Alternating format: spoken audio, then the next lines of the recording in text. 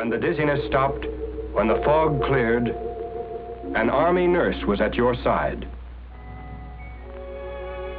A woman who meant safety and comfort and home to thousands of men before you.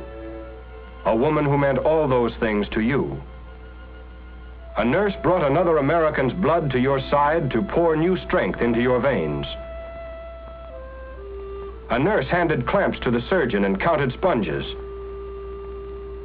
A nurse prepared and administered the anesthetic and watched you constantly for any telltale change in your breathing or blood pressure, all working with the same purpose: to ease the pain of war, to help save lives.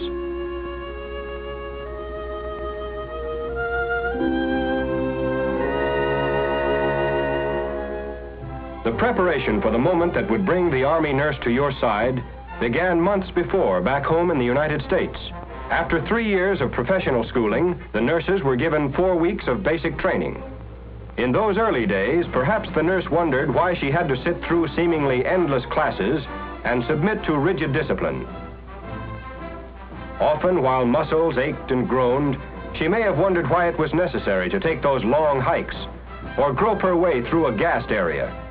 Yet there were demands that would require of her perfect physical health and stamina, the strength to stand up under the rigors of combat nursing.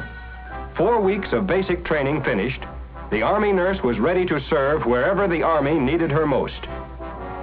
She might have found herself stationed in a general hospital right here at home, or perhaps assigned to a mobile hospital unit overseas.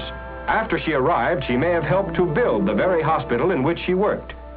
For the field hospital or the evacuation hospital, like a circus, had to be able to pack up and move on at a moment's notice. Its primary function was to offer immediate surgical treatment to the wounded, and that meant following ever-changing battle lines. Everyone pitched in when a mobile hospital went up: enlisted men, doctors, and nurses. Just one small instance where basic training paid off. Those muscles, toughened and hardened during the 4 weeks of basic back home, were equal to the job. In the field, the Army nurse lived roughly and worked gently.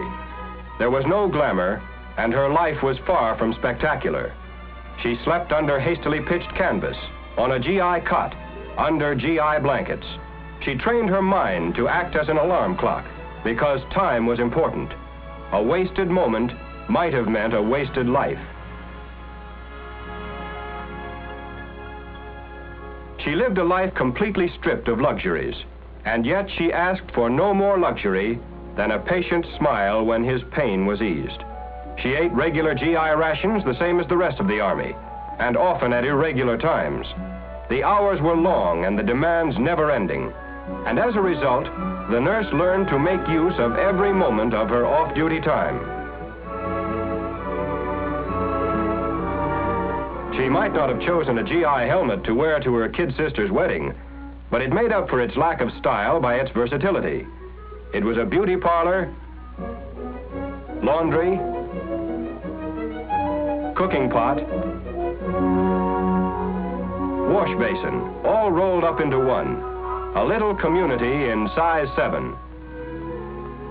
She spent some of her time writing letters, not the having a wonderful time, wish you were here kind, but letters filled with all the drama of her days, with stories of the courage and spirit of the men over whom she watched. A few moments could always be found for prayer. Others for lounging about talking of home. She may have longed to wear the evening dress sent from home, but probably only had the chance to talk about it. Usually she wore olive drab or battle gray. Her uniform at all times was her badge of service. But however she spent her off-duty time, she was always eager to return to the hospital where the wounded were fighting for their lives. For first and foremost, and at all times, she was a nurse, offering professional and skilled care to the sick and wounded. A nurse first, a woman second, and an officer third might well serve as the slogan for every member of the Nurses Corps. Complete recovery of the patient in war or peace depends not only upon the use of drugs, but on the skill with which they are administered and the care that follows. The nurse must be capable of recognizing at once any symptoms in her patients which demand immediate treatment, because if serious consequences are to be avoided, medical treatment must be on hand the moment any symptoms appear. Professionally skilled and capable, in her there is the tenderness of all women, of mother and sister and friend. Her voice and touch lend encouragement, instill hope. It's the surgeon who saves a man's life. It's the nurse whose tender care helps him to live.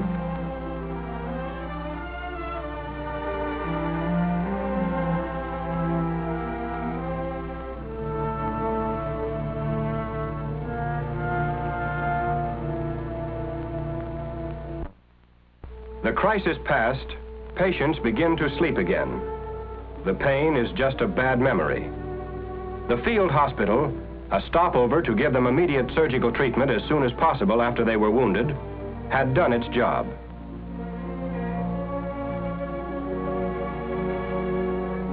The evacuation hospital was another stopover on the trip back through the medical chain.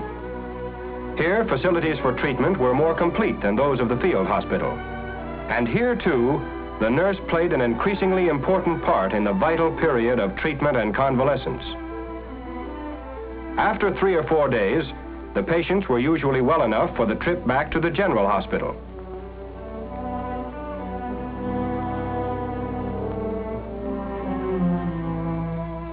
Trains waited for them, hospital wards on wheels.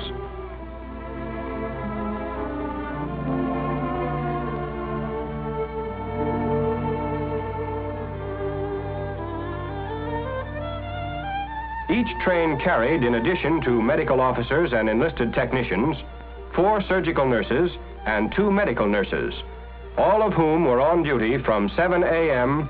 to 9 p.m., and as far into the night as they were needed. When speed meant life, evacuation took place by plane. Because of these flying hospitals, men are alive today who otherwise would have died in the jungles of Burma or on the beaches of Normandy. Each patient was thoroughly checked before the takeoff, then watched over constantly, and checked again when the plane landed.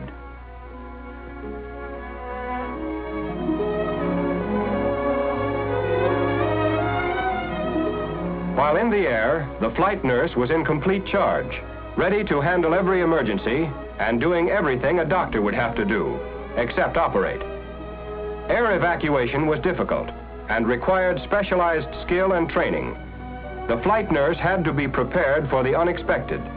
For the next moment, it might have and often did happen.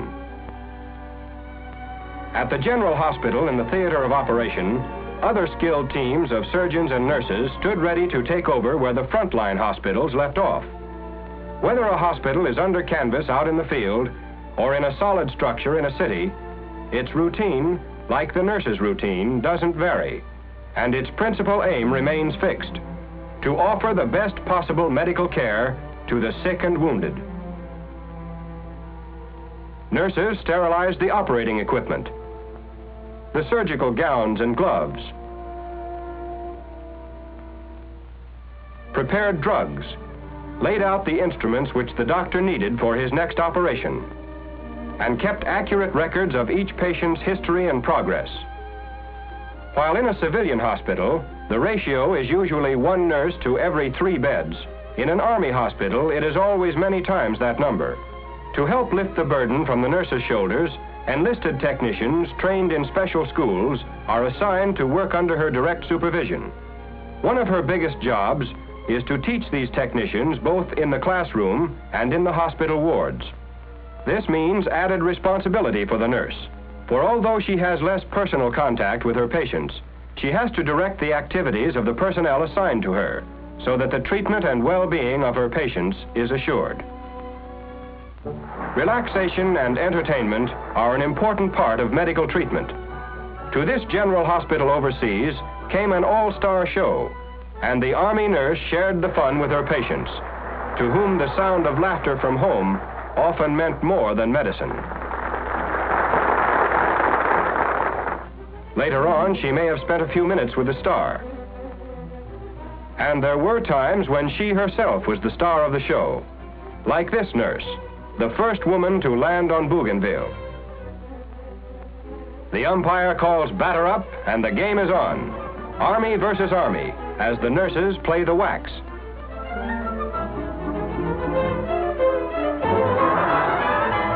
This infield will never play in the Polo Grounds, but one of their patients might.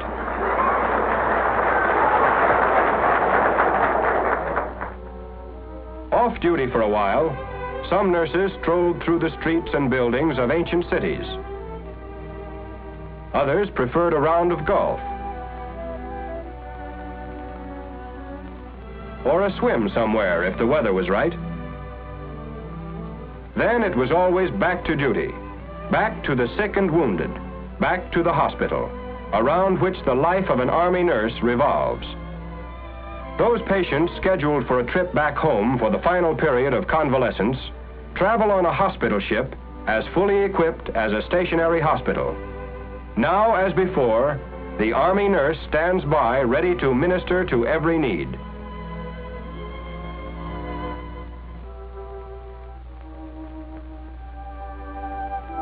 Next stop, a debarkation hospital.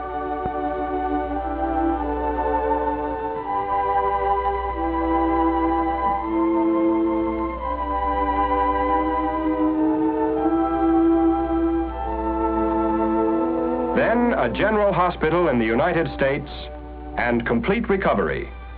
And this is the end of the long chain of evacuation, the general hospital back home. Here the Army nurse works patiently with her hands, her head, and her heart. Here she gently guides men back to the way of life they fought to protect. Although she might have volunteered to serve overseas, although she might chafe at what she considered the inactivity of working in a hospital in the United States or Alaska or Panama, the Army nurse soon learned that a battle line was wherever a soldier was stationed.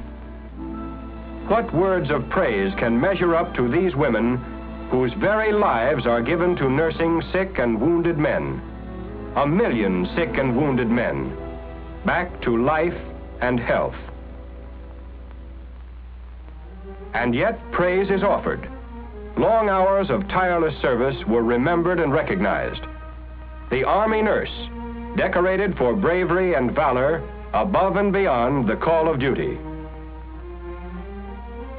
And these nurses, imprisoned for 3 long years by the Japanese, asked only that they be returned to duty, for they could never forget the faces of American men tortured and killed by the enemy.